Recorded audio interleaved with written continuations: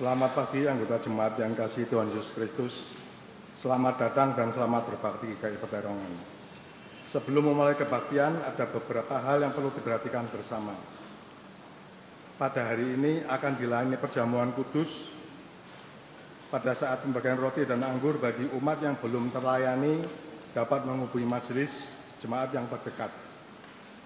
Yang kedua, anggota jemaat diundang untuk menghadiri ibadah Rabu Abu pada hari Rabu tanggal 10 Februari pukul 18.30, tema Mawas Diri Awal Pembaruan Ilahi. Pembicara Ibu Rinta Kurniawati. Yang ketiga, doa hening selama masa Prapaskah akan diadakan setiap hari Kamis pukul 6:30, mulai tanggal 18 Februari. Kiranya anggota jemaat maklum. Mari kita bangkit berdiri.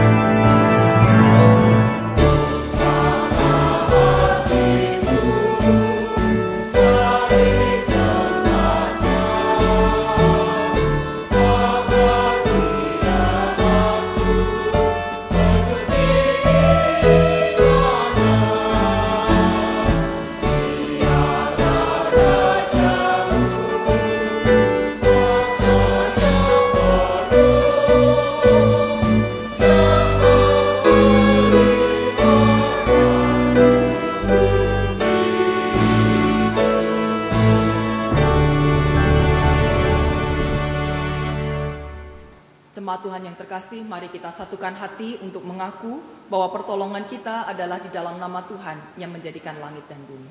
Amin.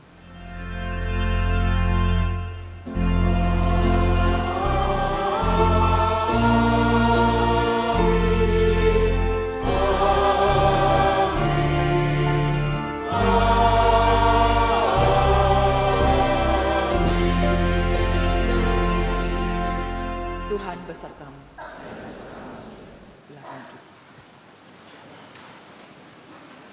Selamat pagi jemaat yang terkasih dalam Tuhan Yesus Kristus.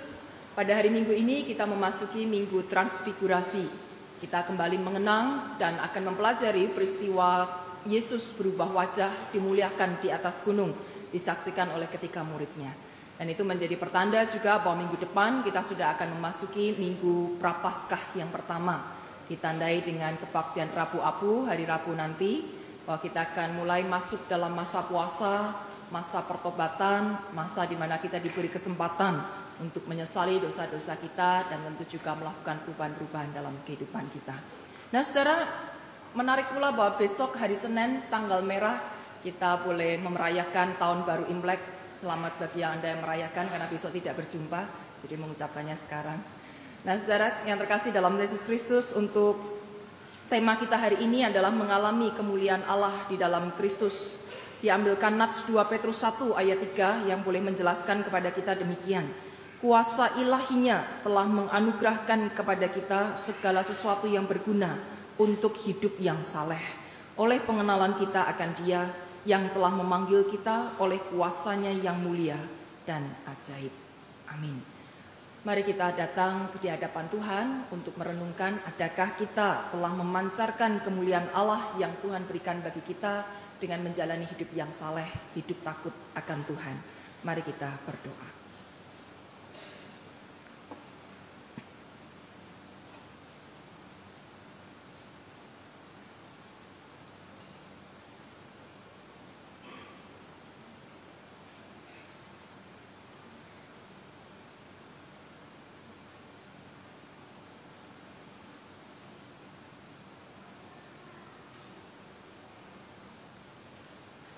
Bapa Surgawi, hari ini kami memasuki Minggu Transfigurasi. Kami sekali lagi mengenang peristiwa Yesus dimuliakan, menyatakan kemuliaan yang sungguh, bukan kemuliaan yang semu. Dan ketika kami melihat dan mempercayai kemuliaan-Mu, maka sesungguhnya Engkau juga memanggil kami untuk hidup memancarkan kemuliaan Tuhan dengan cara menjalani hidup yang benar, hidup sesuai dengan tuntunan firman Tuhan. Namun kami sadari banyak kali dalam kehidupan kami ini, kami justru melakukan hal-hal yang bercela. Hal-hal yang di luar kehendak Tuhan, yang mendukakan hati Tuhan, dan yang juga menista nama Tuhan. Ampuni kalau kami belum bisa menjadi teladan bagi banyak orang. Ampuni kalau melalui kehidupan kami orang belum bisa melihat siapa Kristus. Justru banyak orang kecewa, banyak orang takut untuk mengenal Engkau. Ampuni Bapa, kalau pikiran-pikiran kami masih saja memikirkan yang buruk, prasangka-prasangka curiga yang belum tentu terbukti kebenarannya. Kami sudah tujukan kepada banyak orang. Ampuni pula kalau tutur kata ini begitu menyakitkan, tajam, dan menyayat hati orang-orang yang mendengarkannya. Maksud kami mengkritisi, tetapi seringkali kritikan itu menjadi sebuah senjata yang tajam untuk menyakiti, bahkan membunuh perasaan orang lain. Mereka menjadi tidak berdaya, putus asa, merasa tidak lagi bisa berbuat apa-apa. Tuhan ampuni kalau dalam perbuatan-perbuatan kami, keputusan-keputusan yang kami ambil merugikan banyak pihak. Kami membuat orang menjadi mengalami kerugian, mengalami duka, mengalami celaka. Ampuni kami Tuhan. Dan biarlah kasih karunia-Mu yang boleh menjangkau kami yang berdosa ini, menjamah, memulihkan, sehingga kami mendapatkan kehidupan yang baru, dijalani dengan lebih baik dari hari ke hari. Bekerjalah dalam diri kami Bapa, jangan tinggalkan kami. Pimpinlah terus langkah kami, supaya kami hidup perpadanan dengan firman Tuhan. Hanya ke dalam tangan kasih-Mu saja kami serahkan pengakuan dosa ini. Amin.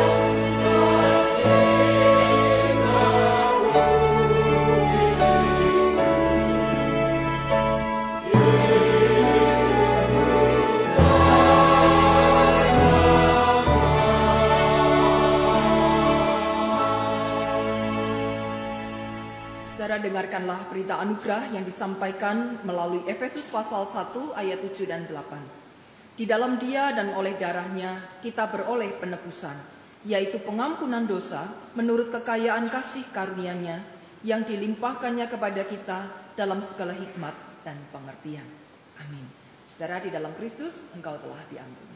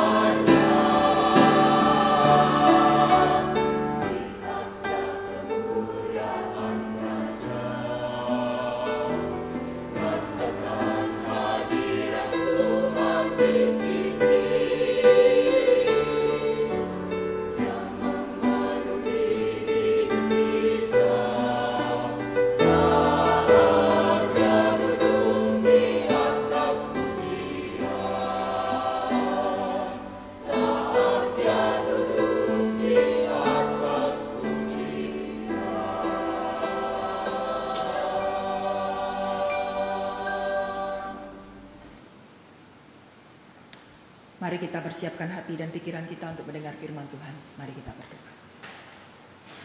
Bapa, bantu kami untuk memahami betapa mulianya Allah yang kami kenal di dalam Yesus Kristus.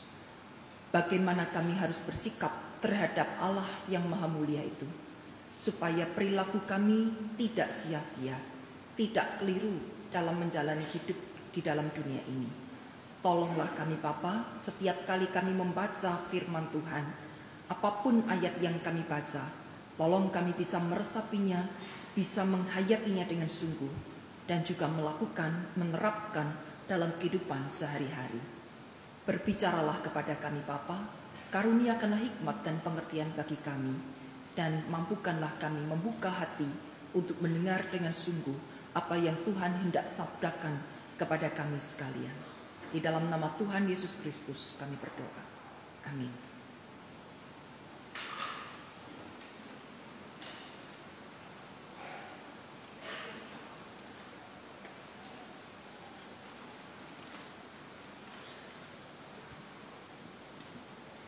Jemaat yang terkasih, bacaan pertama diambil dari Keluaran pasal 34 ayat 29 sampai 35.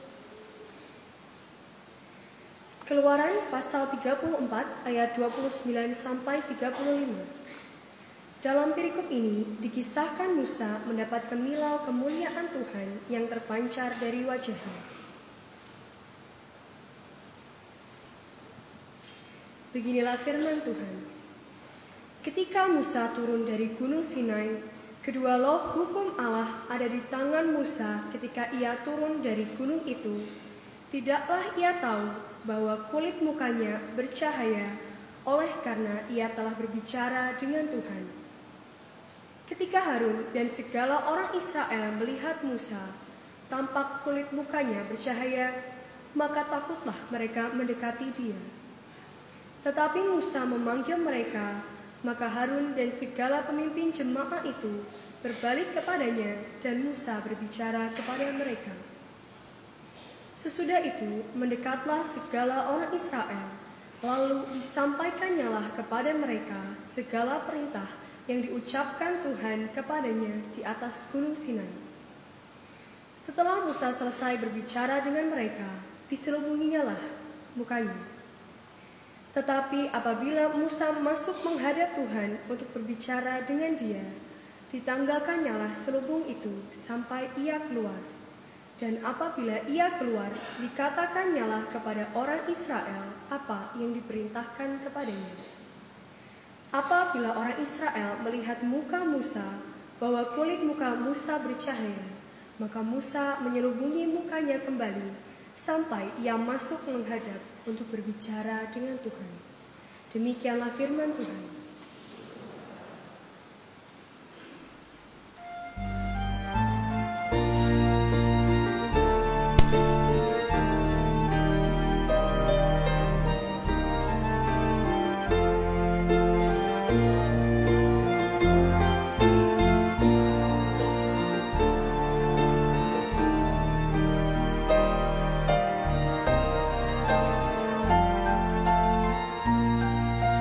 Mari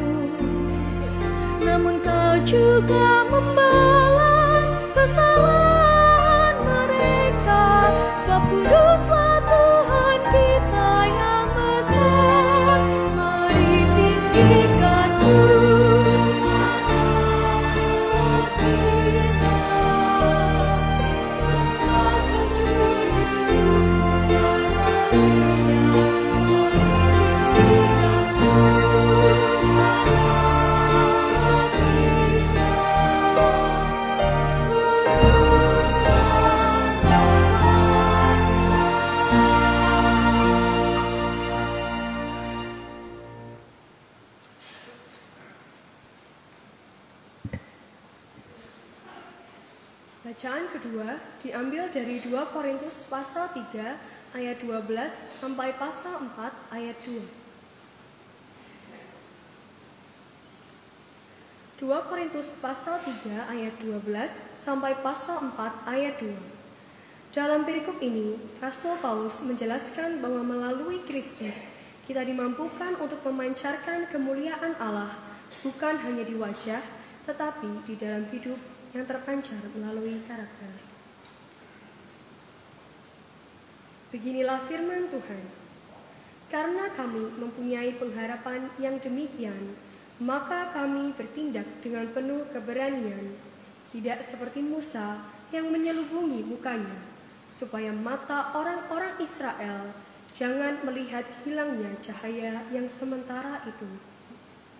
Tetapi pikiran mereka telah menjadi tumpul, sebab sampai pada hari ini selubung itu masih tetap menyelubungi mereka jika mereka membaca perjanjian lama itu tanpa disingkapkan, karena hanya Kristus saja yang dapat menyingkapkannya. Bahkan sampai pada hari ini, setiap kali mereka membaca kitab Musa, ada selubung yang menutupi hati mereka. Tetapi apabila hati seorang berbalik kepada Tuhan, maka selubung itu diambil daripadanya. Sebab Tuhan adalah roh, dan di mana ada roh Allah, di situ ada kemerdekaan. Dan kita semua mencerminkan kemuliaan Tuhan dengan muka yang tidak berselubung. Dan karena kemuliaan itu datangnya dari Tuhan yang adalah roh, maka kita diubah menjadi serupa dengan gambarnya dalam kemuliaan yang semakin besar.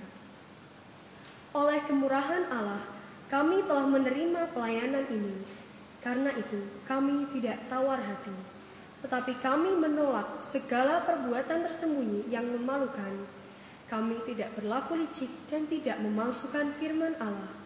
Sebaliknya, kami menyatakan kebenaran, dan dengan demikian kami menyerahkan diri kami untuk dipertimbangkan oleh semua orang di hadapan Allah. Demikianlah firman Tuhan.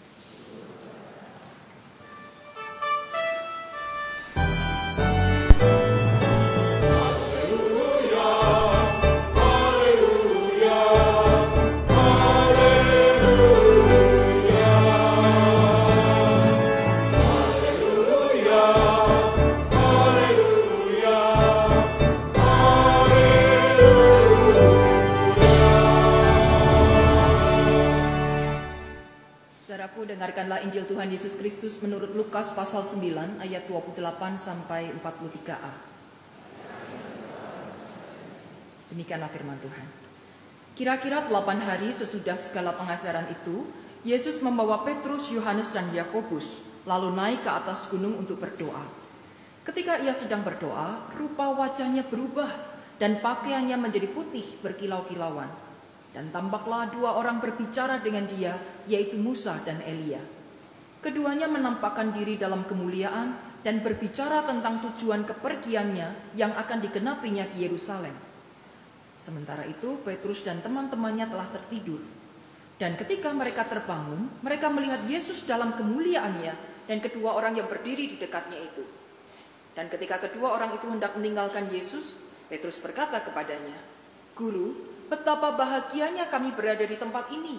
Baiklah kami dirikan sekarang 3 kemah, 1 untuk engkau, 1 untuk Musa, dan 1 untuk Elia." Tetapi Petrus tidak tahu apa yang dikatakannya itu. Sementara ia berkata demikian, datanglah awan menaungi mereka. Dan ketika mereka masuk ke dalam awan itu, takutlah mereka. Maka terdengarlah suara dari dalam awan yang berkata, "Inilah anakku yang kupilih, dengarkanlah dia." Ketika suara itu terdengar, nampaklah Yesus tinggal seorang diri. Dan murid-murid itu merahasiakannya. Dan pada masa itu mereka tidak menceritakan kepada siapapun apa yang telah mereka lihat itu. Pada keesokan harinya ketika mereka turun dari gunung itu, datanglah orang banyak berbondong-bondong menemui Yesus. Seorang dari orang banyak itu berseru katanya, "Guru, aku memohon supaya engkau menengok anakku, sebab ia adalah satu-satunya anakku. Sewaktu-waktu ia diserang roh, lalu mendadak ia berteriak, dan roh itu menggoncang-goncangkannya sehingga mulutnya berbusa. Roh itu terus saja menyiksa dia dan hampir-hampir tidak mau meninggalkannya. Aku telah meminta kepada murid-muridmu supaya mereka mengusir roh itu, tapi mereka tidak dapat. Maka kata Yesus, hai kamu angkatan yang tidak percaya dan yang sesat, berapa lama lagi aku harus tinggal di antara kamu dan sabar terhadap kamu? Bawa anakmu itu kemari. Dan ketika anak itu mendekati Yesus, setan itu membantingkannya ke tanah dan menggoncang-goncangnya. Tetapi Yesus menegur roh jahat itu dengan keras dan menyembuhkan anak itu, lalu mengembalikannya kepada ayahnya. Maka takjublah semua orang itu karena kebesaran Allah. Amin. Inilah Injil Tuhan kita, Yesus Kristus.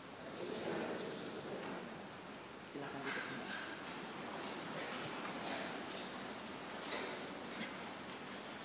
Ya, saudara, tema kita adalah mengalami kemuliaan Allah dalam Kristus. Kemuliaan Allah. Allah itu mulia. Anda percaya Allah itu mulia? Mestinya percaya ya. Apa yang Anda pahami tentang kemuliaan Allah? Kenapa Anda percaya, kenapa Anda katakan Allah itu mulia? Apa yang membuatnya dia mulia? Pemahaman apa yang kita dapatkan, apa yang bisa kita gambarkan untuk mengatakan kepada orang lain, Allahku itu Allah yang mulia. Kira-kira Anda mau jelaskan apa, Ustaz? Kebanyakan orang Kristen memang kurang familiar dengan istilah ini. Orang Kristen masih lebih suka atau lebih mudah memahami tentang Allah yang berkuasa atau Allah yang baik, yang penuh kasih. Kenapa Allah berkuasa? Oh, mudah sekali. Kita bisa katakan Allah yang menciptakan dunia ini dan segala isinya. Allah yang bisa menghardik angin keras supaya menjadi tenang.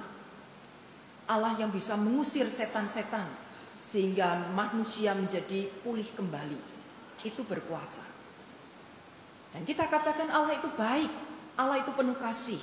Selama hidupnya di dalam dunia, Yesus boleh membuat segala macam mujizat. Yang lumpuh bisa berjalan, yang buta dicelikkan, yang kusta disembuhkan, yang miskin ditolong. Betapa baiknya Allah melepaskan aku dari penderitaan-penderitaan. Kita akan lebih mudah menangkap pesan itu dan tentu lebih suka. Karena itu berkaitan langsung dengan kenyamanan hidup kita. Lalu bagaimana dengan Allah itu mulia? Apa yang mesti kita pahami, saudara? Di dalam peristiwa transfigurasi yang dikisahkan di dalam Injil Lukas pasal 9, kita ditolong untuk melihat dan memahami apa yang dimaksudkan dengan Allah yang mulia.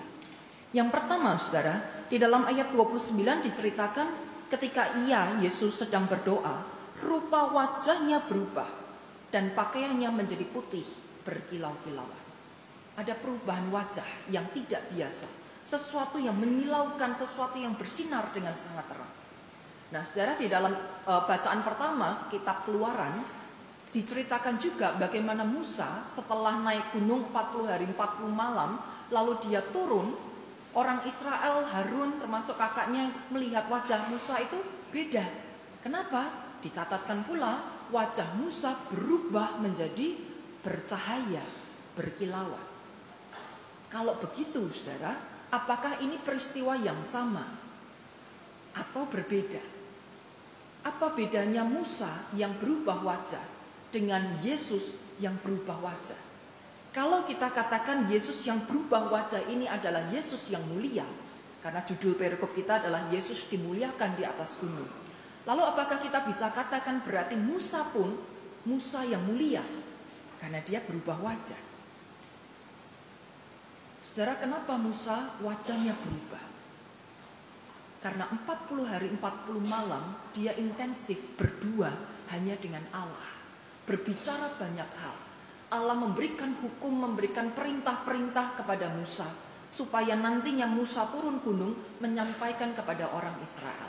Jadi Musa dalam tanda kutip ketularan wibawa kemuliaannya Allah. Musa ini mendapatkan pantulan sinar ilahi 40 hari 40 malam lamanya berdua saja dengan Allah. Sehingga akhirnya ketika dia turun gunung, kemuliaan itu masih terpancar dari wajahnya.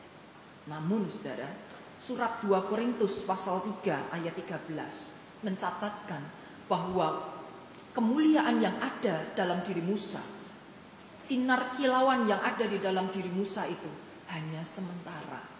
Sebentar juga hilang. Oleh karena itu Musa memakai selubung ketika berjumpa dengan orang Israel. Ini bukan karena orang Israel tidak tahan melihat wajahnya Musa yang berkilauan, tidak ada catatan itu. Tetapi surat Korintus mencatatkan bahwa Musa takut ketahuan kalau kilauannya itu cuma sementara. Jadi mumpung belum hilang, buru-buru diselubungi supaya kalau hilang orang Israel tidak melihat kehilangan itu. Mereka tetap menganggap Musa ini punya cahaya yang berbeda, cahaya yang mulia. Sementara Yesus, saudara, wajahnya menjadi berkilauan, wajahnya berubah, itu karena dari dalam dirinya sendiri, bukan karena pantulan apa-apa. Karena Yesus itulah Allah, maka dari dalam dirinya memancar sinar yang menyilaukan, sinar yang terang. Dan sinar ini abadi. Apa buktinya bahwa sinar ini abadi? Kita ingat kalimat berkat yang biasa diucapkan pengkhotbah di akhir kebaktian. Kita juga pernah bahas ini di kebaktian awal tahun kalau Bapak Ibu Saudara menghadirinya. Bilangan pasal 6 mencatatkan Tuhan memberkati engkau dan melindungi engkau. Tuhan menyinarkan wajahnya kepadamu dan memberi engkau kasih karunia. Tuhan menghadapkan wajahnya kepadamu dan memberi engkau damai sejahtera. Siapa Tuhan itu? Yang kita kenal dalam diri Yesus Kristus. Sepanjang masa, saudara, kehadiran Tuhan adalah memancarkan kemuliaannya, menghadapkan wajahnya kepada umat manusia. Untuk apa? Untuk memberikan berkatnya, menghadirkan kasih karunia dan damai sejahtera. Oh saudara, banyak orang hidup dalam ketakutan, dalam kesedihan, dalam kecemasan, kehilangan pengharapan. Mereka khawatir akan banyak hal. Dan itu wajar. Karena problema di dalam kehidupan ini terus silih berganti. Kita tidak pernah bisa mengatakan, oh zaman dulu lebih enak daripada sekarang. Atau zaman dulu lebih susah daripada sekarang. Setiap masa, setiap zaman ada kesulitannya sendiri, bukan? Bapak Ibu yang mungkin menjalani hidup 3 zaman, itu pasti akan merasakan beratnya setiap-tiap zaman. Nah saudara, di dalam persoalan-persoalan yang dialami oleh manusia, di dalam kecemasan dan pergumulan batin manusia itulah Tuhan hadir, menyinari engkau dengan wajahnya, menghadapkan wajahnya kepadamu. Ini tanda perkenanan Tuhan atas manusia. Menghadapkan wajah, bukan melengos. Dia berkenan untuk melihat Anda satu persatu. Dia berkenan untuk menyelidiki Anda satu persatu. Tuhan berkenan untuk memahami, peduli kepada Anda satu persatu. Sehingga dia bisa hadirkan damai sejahteranya, kasih karunia-Nya, menenteramkan batin yang bergejolak ini, menenteramkan pikiran-pikiran yang kacau karena berbagai masalah kehidupan yang tidak selesai, memberikan rasa aman, rasa tenang untuk terus melangkah, memberikan pengharapan hari esok itu lebih baik daripada sekarang. Jadi saudara, kenapa kita memahami Allah ini sebagai Allah yang mulia? Karena dia tidak sekedar berkuasa, dia tidak hanya baik, tetapi dia berkenan untuk memberikan kasih karunia dan damai sejahteranya, menghadirkan berkatnya kepada kita sekalian. Kalau Allah hanya berkuasa, kita akan datang dengan rasa takut. Kalau kita memahami Allah itu baik saja, kita akan memandang Allah itu lemah. Tetapi Allah yang mulia ini paket komplit, saudara. Allah yang berkuasa sekaligus Allah yang penuh kasih, yang bersedia hadir dalam kehidupan umat manusia. Itu yang pertama, saudara. Yang kedua, pada momen transfigurasi ini tiba-tiba terdengarlah suatu suara, ayat 35. Inilah anakku yang kupilih, dengarkanlah dia. Inilah anakku yang kupilih, dengarkanlah dia. Kepada siapa pernyataan ini diberikan? Waktu itu kan ada 3 ya. Yesus, kemudian muncul juga Musa dan Nabi Elia. Kepada siapa suara ini ditujukan? Ayat 36a dikatakan ketika suara itu terdengar, nampaklah Yesus tinggal seorang diri. Jadi pasti pernyataan ini ditujukan untuk Yesus, bukan Musa, bukan Elia. Yesus. Nah, apa arti dari pernyataan-pernyataan ini, saudara? Inilah anakku yang kupilih. Injil Matius dalam peristiwa yang sama mengutip kalimat yang sedikit berbeda. Dikatakan, inilah anakku yang kukasihi, kepadanyalah aku berkenan. Nah, kita langsung ingat ya, kalau ada pernyataan seperti ini, kita ingat peristiwa apa, saudara? Yesus dibaptis. Ya. Setelah Yesus dibaptis, keluar dari air, terdengarlah suara juga dari surga yang mengatakan, inilah anakku yang kukasihi, kepadanyalah aku berkenan.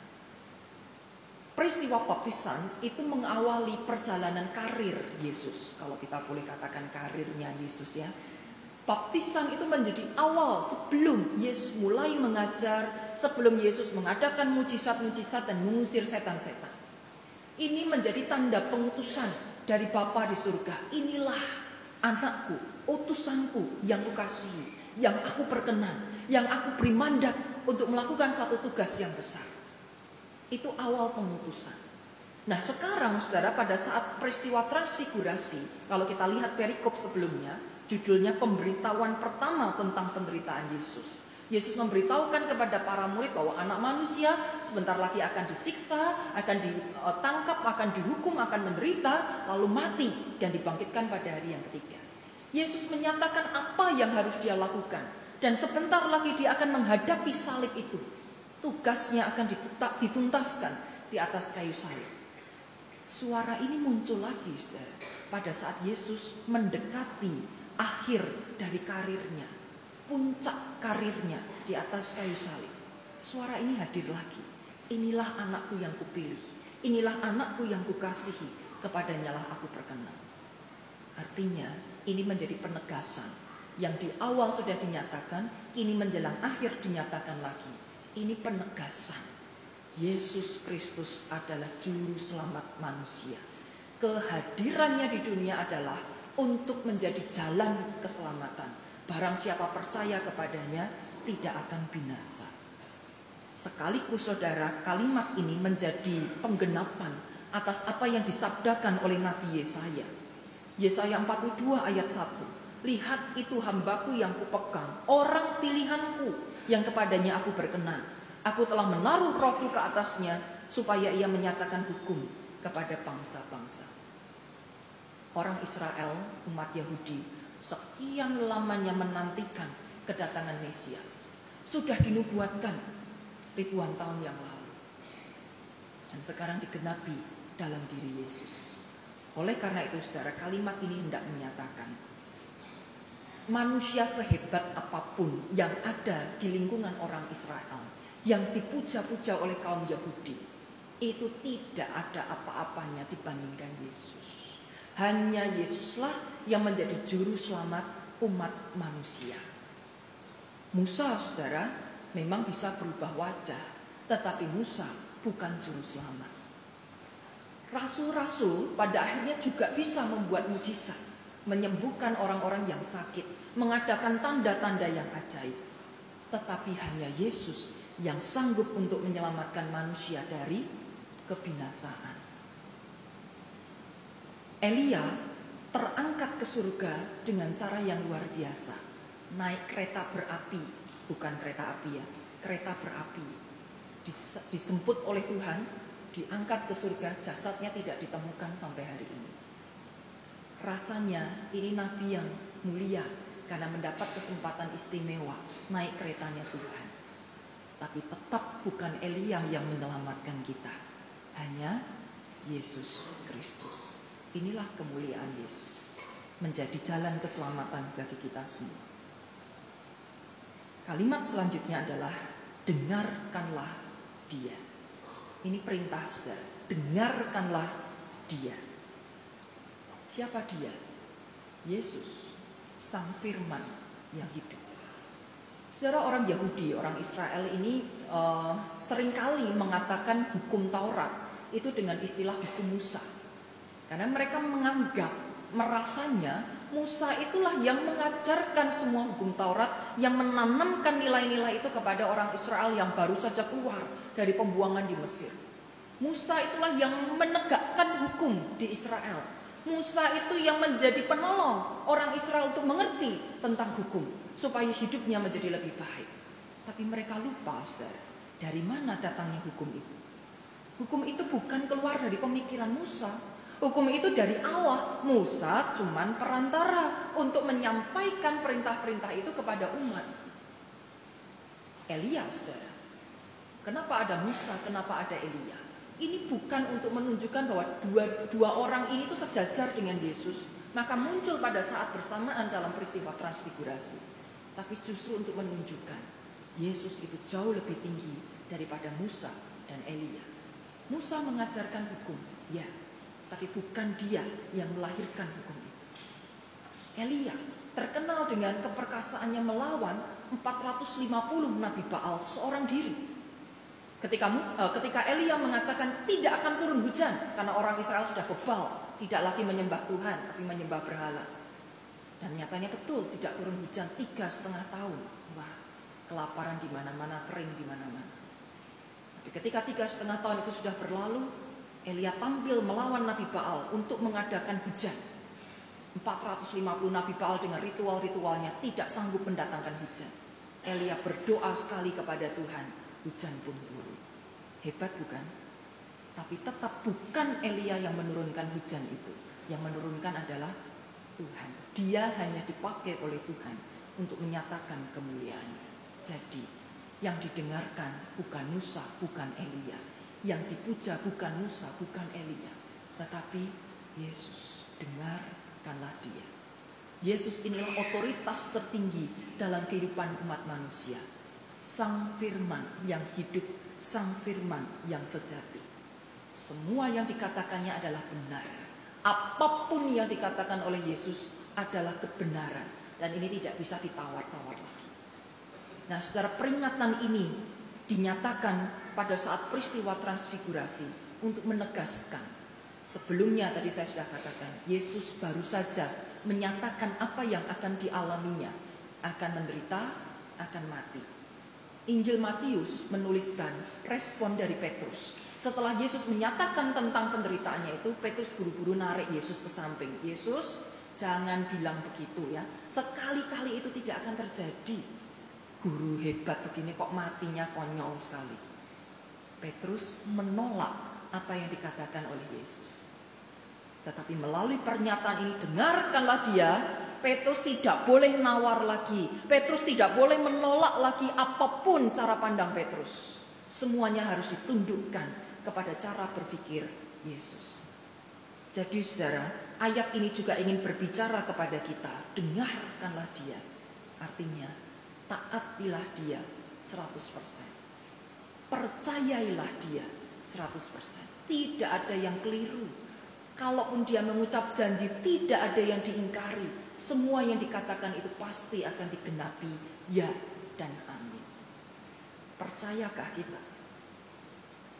Baik kalau kita percaya bahwa dalam kemuliaannya ini Allah adalah Allah yang benar dan layak dipercayai. Tapi saudara, kita juga tidak boleh hanya berhenti pada tahap ini. Percaya kalau Yesus itu benar. Percaya kalau Allah itu mulia. Apalagi cuman sampai batas kagum. Banyak orang suka menceritakan hal-hal yang ajaib ya. Kalau mengalami atau melihat itu rasanya sudah senang banget. Itu baik saudara. Tapi tidak berhenti sampai di situ.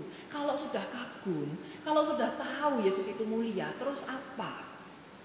Apa yang harus kita perbuat untuk menunjukkan bahwa Yesus itu betul-betul Allah yang mulia? Nah, mari kita lihat saudara bacaan kedua. 2 Korintus pasal 3 ayat 18a. 2 Korintus 3 ayat 18a.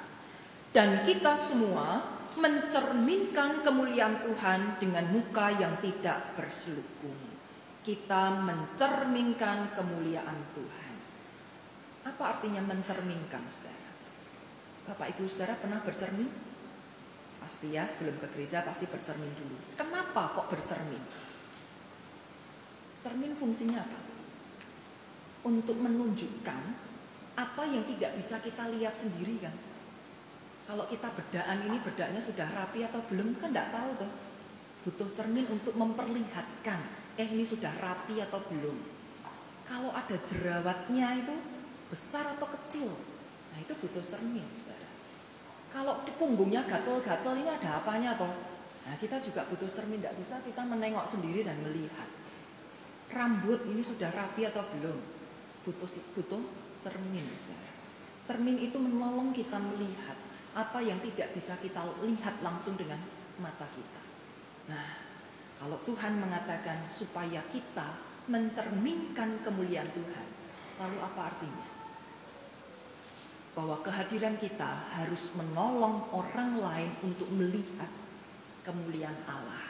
Mereka yang selama ini tidak lagi bisa melihat, mereka yang selama ini sulit untuk merasakan, mereka yang kehilangan kepekaan untuk melihat kemuliaan Allah, untuk berlaku dengan baik, untuk berlaku dengan benar, ditolong melalui apa yang kita kerjakan, saudara. Banyak orang sudah mata hatinya buta, telinga rohaninya tuli. Mereka tidak lagi bisa mendengar apa yang benar. Mereka merasa perbuatan mereka benar padahal ngawur, salah.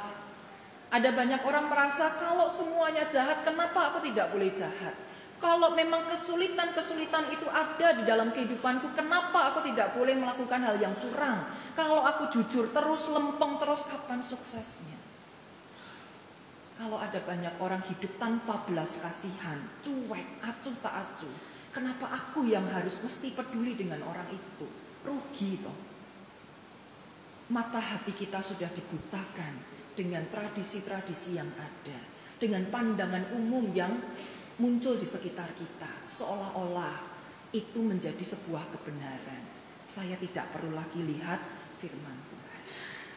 Nah, supaya lebih banyak orang bisa mengenal firman Tuhan, ditolong kita yang sudah lebih dahulu mengenal siapa Allah, mulia, firman-Nya itu ya dan amin. Mari kita lakukan dalam kehidupan kita, supaya hidup ini mencerminkan Tuhan yang mulia. Dunia ini bisa melihat ada Allah yang mulia, yang selalu mencermati kehidupan kita, yang bisa menuntun kita ke jalan yang benar. Nah, apa yang bisa kita lakukan, saudara, untuk mencerminkan kemuliaan Tuhan itu? Surat 2 Korintus pasal 4 ayat 2 menolong kita demikian. Tetapi kami menolak segala perbuatan tersembunyi yang memalukan. Kami tidak berlaku licik dan tidak memalsukan firman Allah. Sebaliknya kami menyatakan kebenaran dan dengan demikian kami menyerahkan diri kami untuk dipertimbangkan oleh semua orang di hadapan Allah. Ada 3 poin, saudara. Kami menolak segala perbuatan tersembunyi yang memalukan. Supaya kita bisa mencerminkan kemuliaan Tuhan, kita harus tegas menolak semua perbuatan tersembunyi yang memalukan. Kenapa orang kalau konsumsi narkoba itu sembunyi-sembunyi? Kalau berdagang narkoba itu sembunyi. Tidak ada terang-terangan transaksi narkoba ini ya, harganya sekian, berapa kilo gitu. Selalu dimasukkan, dikemas dalam barang dagangan yang lain, bukan? Yang untuk mengelabui orang banyak. Kenapa? Karena sebetulnya itu perbuatan yang memalukan. Mereka tahu itu, tapi mereka tidak berani menolaknya. Kenapa orang-orang yang selingkuh tidak pernah minta izin sama pasangannya? Mah, aku tak selingkuh dulu ya. Kenapa sembunyi-sembunyi? Karena itu memalukan, saudara.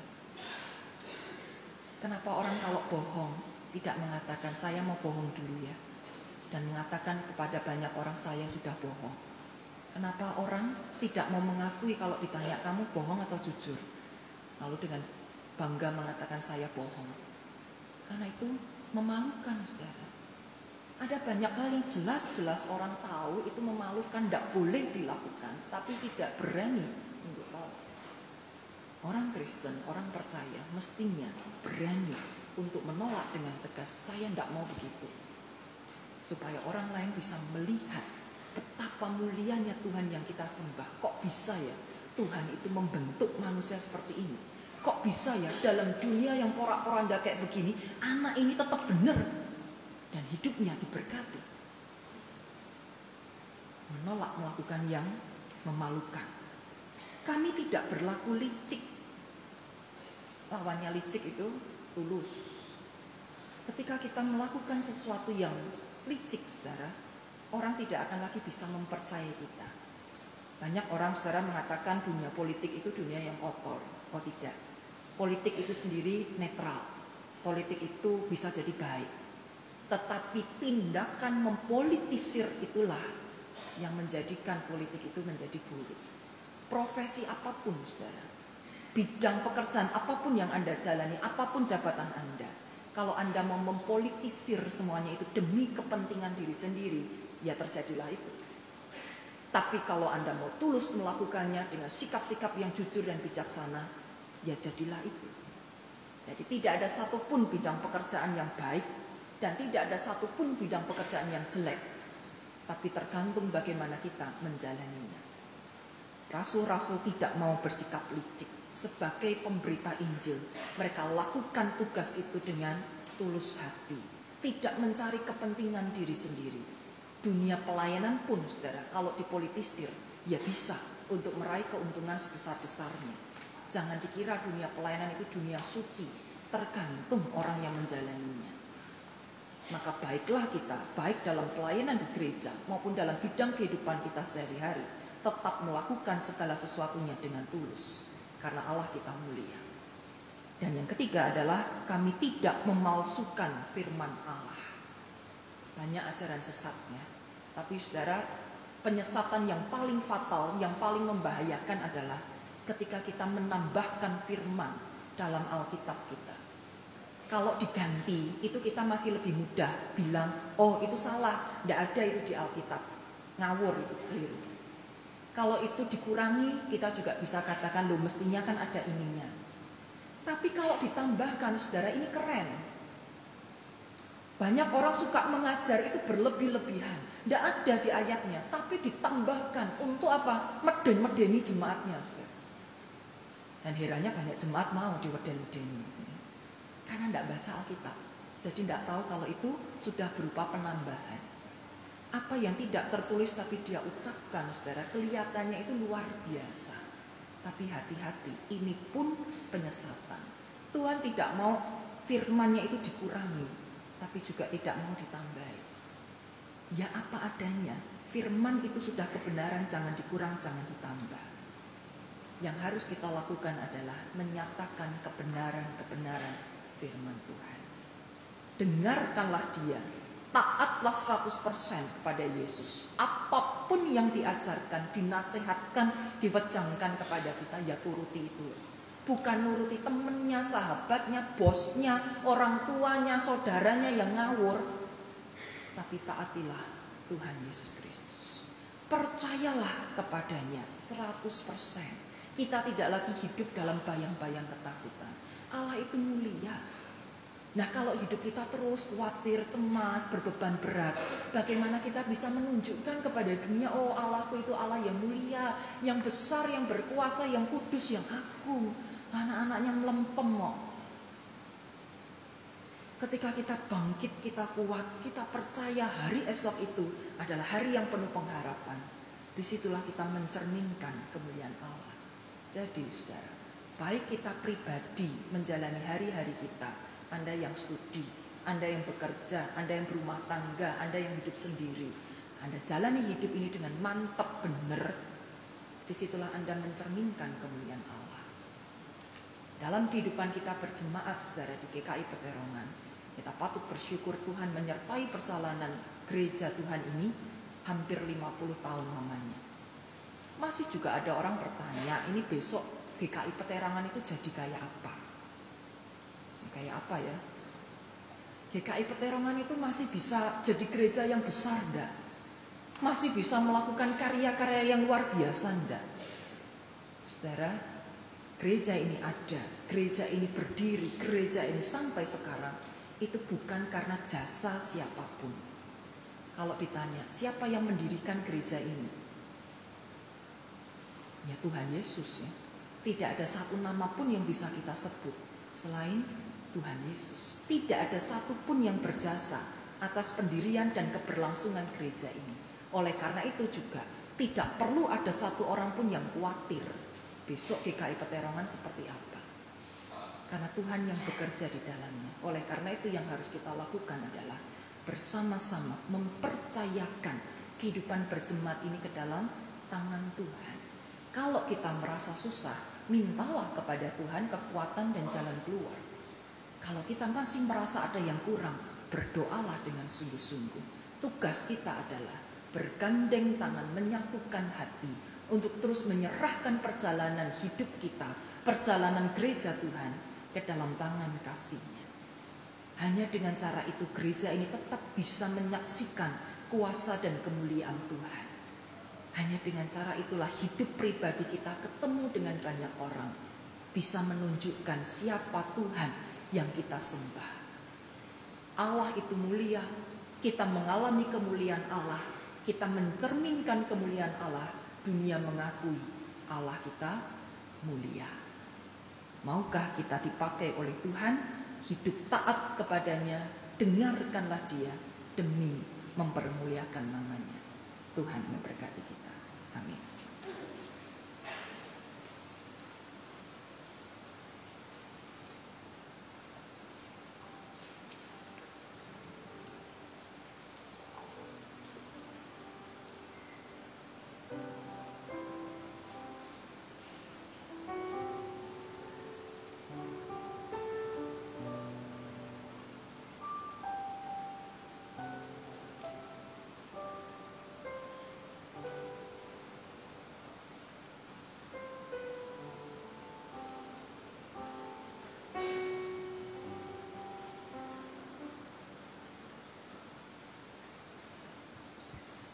Saudara, mari kita bangkit berdiri dan bersama dengan umat Tuhan di segala abad dan tempat, mari kita ikrarkan pengakuan iman kita seturut pengakuan iman rasuli demikian.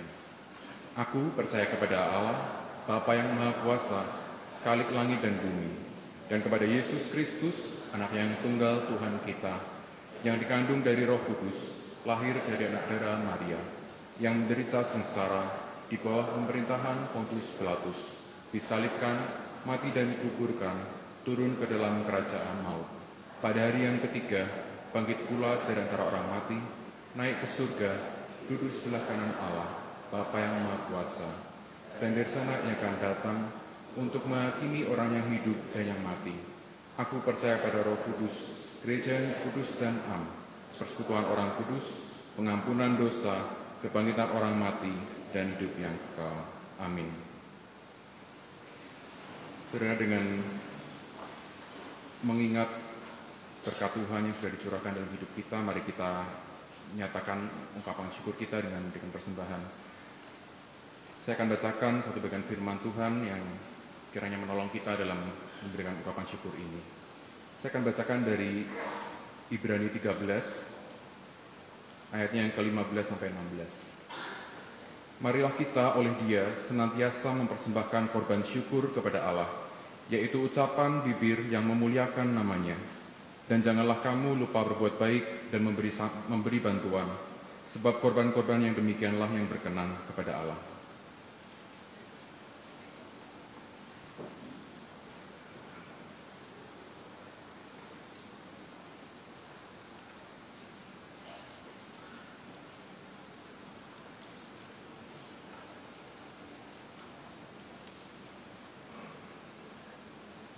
Mari kita berdoa.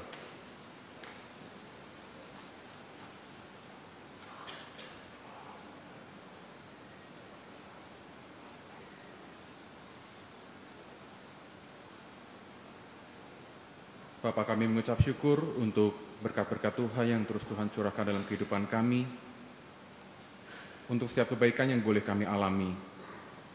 Dan kami bersyukur kalau setiap kami juga boleh Tuhan ingatkan bahwa kami semua telah menyaksikan dan menerima kemuliaan Tuhan. Oleh karena itu saat ini terimalah persembahan syukur ini ya Tuhan sebagai ungkapan syukur kami. Dan kiranya tolong kami agar melalui perbuatan kami, melalui sikap kami, tutur kata kami dimampukan untuk mencerminkan kemuliaan Tuhan dalam kehidupan kami sehari-hari. Terima kasih ya Tuhan, kami berdoa dan mengucap syukur dalam nama Tuhan kami, Yesus Kristus. Amin.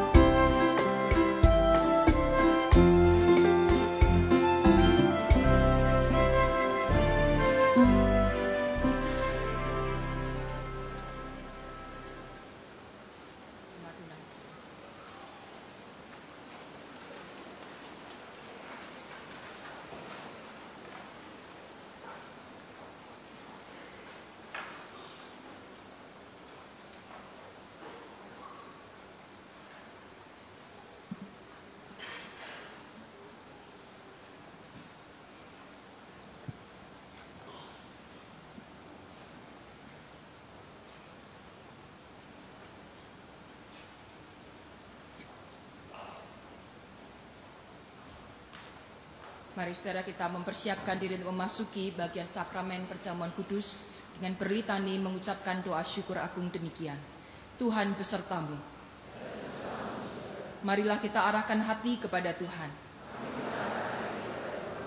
Marilah kita bersyukur kepada Tuhan Allah kita. Terpujilah Engkau ya Bapa yang begitu mengasihi kami ciptaanmu. Ketika umatmu berjalan di dalam kegelapan terbelenggu oleh dosa, Engkau tidak membiarkan kami binasa. Engkau mengutus nabi-nabimu untuk berfirman kepada kami. Dan ketika telah genap saatnya, Engkau mengutus Yesus Kristus putramu untuk menebus kami di atas kayu salib. Di dalam Kristus dan karyanya, kami dapat melihat dan mengalami kemuliaan Allah. Oleh karena itu, kemuliaan-Mu kami agungkan bersama dengan para malaikat di surga dan seluruh orang percaya di tiap waktu dan tempat yang tak henti-hentinya menyanyi.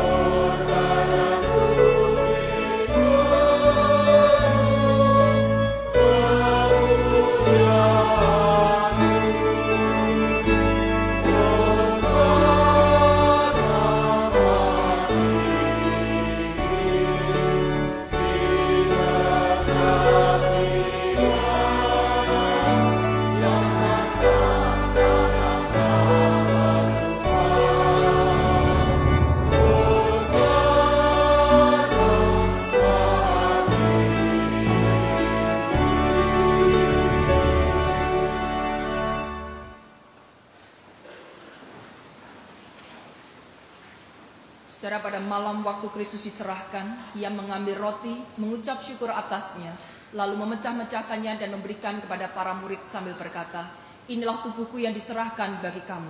Perbuatlah ini setiap kali kamu memakannya menjadi peringatan akan aku." Dan setelah makan, Kristus mengambil cawan lalu mengatakan, "Cawan ini adalah perjanjian baru yang dimeteraikan oleh darahku. Perbuatlah ini setiap kali kamu meminumnya menjadi peringatan akan aku."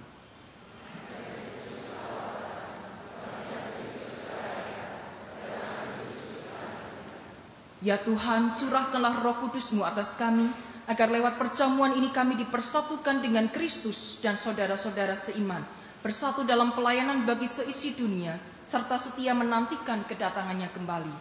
Melalui anak-Mu Yesus Kristus dalam persekutuan dengan Roh Kudus, segala hormat dan kemuliaan hanya bagi-Mu Bapa, kini dan selamanya.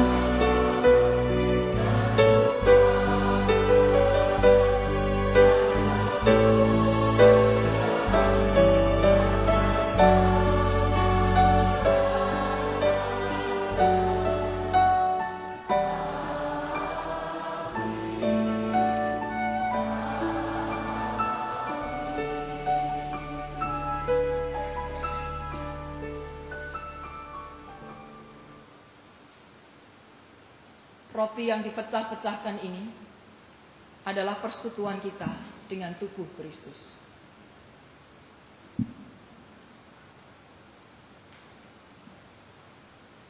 Cawan minuman syukur ini adalah persekutuan kita dengan darah Kristus. Terimalah.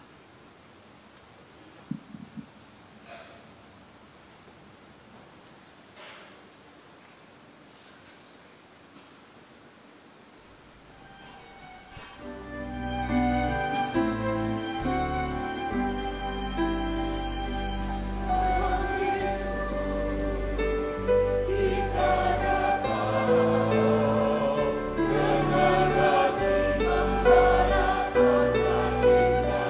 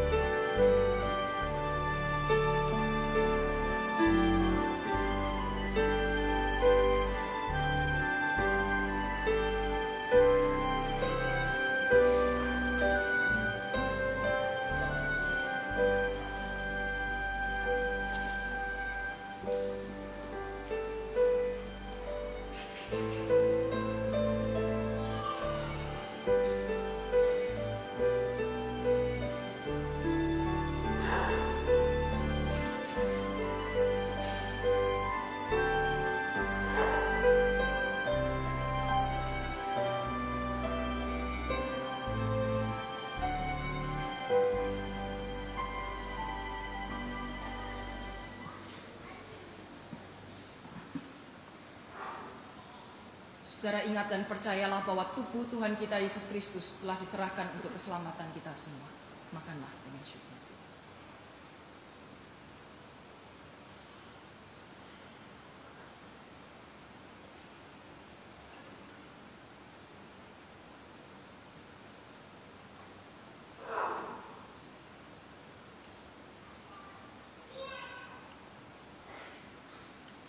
Ingat dan percayalah pula bahwa darah Tuhan kita Yesus Kristus telah dicurahkan untuk keselamatan kita semua. Minumlah.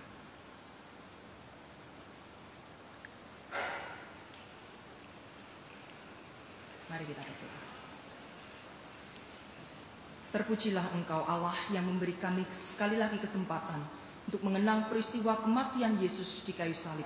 Segala dosa kami telah ditanggung dan hidup kami ditebus menjadi milik Kristus kembali. Kami boleh menjalani hidup yang penuh sukacita dan rasa syukur karena kami percaya kami sudah diselamatkan. Hidup kami ada bersama dengan Engkau di dalam kerajaan surga yang mulia. Dan tolong kami Bapa untuk boleh terus memancarkan terang kasih Kristus, memancarkan kemuliaan-Mu di dalam kehidupan kami di dunia ini. Kami sebagai orang tua, kami sebagai anak, kami sebagai pekerja, kami sebagai pelayan Tuhan, hidup kami semuanya berpadanan dengan firman Tuhan. Dan kami boleh menyaksikan akan kemahakuasaan dan kemuliaan Tuhan. Inilah syukur kami Bapa yang kami naikkan di dalam nama Tuhan Yesus Kristus. Amin.